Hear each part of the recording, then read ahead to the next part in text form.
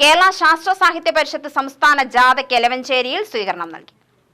തോൽപ്പിച്ചാൽ നിലവാരം കൂടുമോ, ഗുണനിലവാരമുള്ള വിദ്യാഭ്യാസം കുട്ടിയുടെ അവകാശം എന്നീ മുദ്രാവാക്യങ്ങൾ ഉയർത്തിയാണ് കേരള ശാസ്ത്ര സാഹിത്യ പരിഷത്ത് സംസ്ഥാന വിദ്യാഭ്യാസ ജാഥ നടത്തിയത്.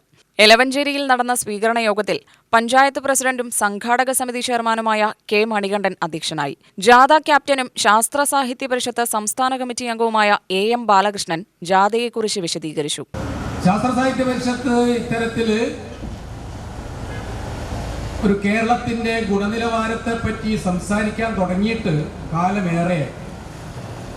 നമുക്കറിയാം, കഴിഞ്ഞ വർഷം മേഖലാ തലത്തിൽ പദയാത്രകൾ നടത്തി ഒരു നവ കേരളത്തെ പറ്റിയുള്ള സങ്കല്പം നമ്മൾ അവതരിപ്പിച്ചതാണ്. അതിലും ഒരു ഗുണമേന്മയുള്ള കേരളം, ഗുണമേന്മയുള്ള ജീവിതം, അതിന് എങ്ങനെയാണ് ഒരു പുതിയ കേരളം എന്ന സങ്കല്പമാണ് അവതരിപ്പിച്ചത്.